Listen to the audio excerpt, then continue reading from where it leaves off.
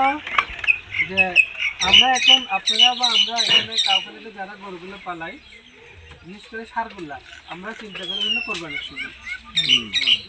এক সিজন এই সামনে কোরবান আসছে না, এই একটা সিজনে লাল গরুর চাহিদা বেশি, 70,000 থেকে 1 লাখ এই দামের গরুগুলোর চাহিদা বেশি বাজারে, ঠিক আছে।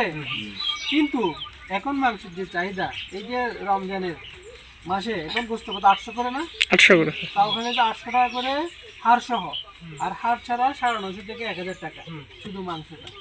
তার মানে দেখেন পুরো বছর জুড়ে কিন্তু মাংসের একটা চাহিদা আছে। আমরা এখানে চিন্তা করি শুধু কোরবান আসবে, তো যখন মাংস চিন্তা করি তখন আর লাল সাথে কোনো ব্যাপার নাই। পয়সা যখন আসে সে চিন্তা করে এটার মাংস কতটুকু হবে, আমি কত টাকা দিয়ে নিব, ঠিক কিনা। কিন্তু কোরবান হলে দেখা যায় গরুটা সুন্দর কিনা, সুন্দর হইলে মাংস কম হইলেও বেশি দাম দিয়ে নিব। কিন্তু আপনারা যদি নিজেদেরকে একটু উন্নত চিন্তা করেন, তাহলে আমরা 2 মাস থেকে বেরিয়ে 12 মাস চিন্তা করতে হবে, ঠিক আছে। এখন কথা হলো আপনি কোরবান ছাড়া অন্য সিজনে যখন গরু বিক্রি করেন, তখন 200 কেজি ওজনের গরু ভালো হবে না 500 কেজি ওজনের ভালো হবে?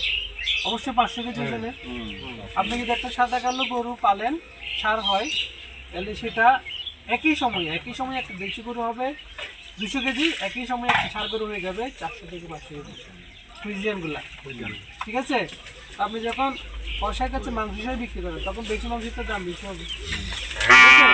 আবার ওটা যদি হয় আপনার সার না হয়ে যদি বকনা হয়, তাহলে বকনা হলে একসময় গাভী দিবে, গাভী হবে, গাভী হলে এটা অবশ্যই দুধ বেশি দেবে। যেগুলো সাদা কালো এগুলো আমাদের দেশিগুলোর থেকে দুধ বেশি দেবে, ঠিক আছে। এখন দেখেন দুধ খাওয়াটা কিন্তু সবার প্রয়োজন।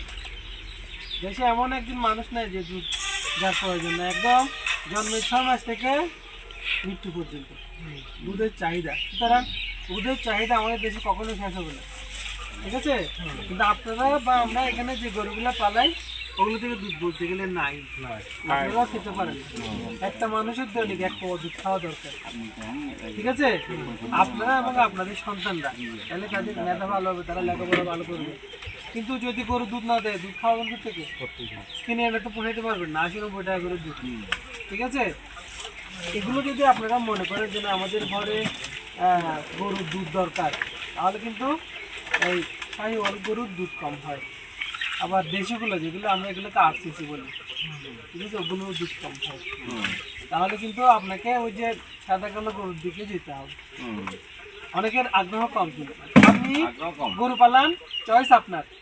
আপনি শাহিওয়ালও পালাতে পারেন, দেশিও পালাতে পারেন, আবার সাদা কালোও পালাতে পারেন। কিন্তু সাদা কালো হলে সুবিধা হইলো দুধ হবে, মাংস বেশি হবে একই সময়ে, ঠিক আছে নাজিম, ঠিক আছে। জি স্যার, অবশ্যই।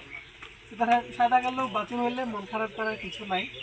এবং ওইটা আমার অনুরোধ হলো, যখন আপনি বীজ দিবেন তখনই বলে দিতে হবে যেটা বাচ্চা কিন্তু লাল হবে না, সাদা কালো হবে। শুনুন, এই জায়গাটাতে সততা থাকতে হবে, ঠিক আছে।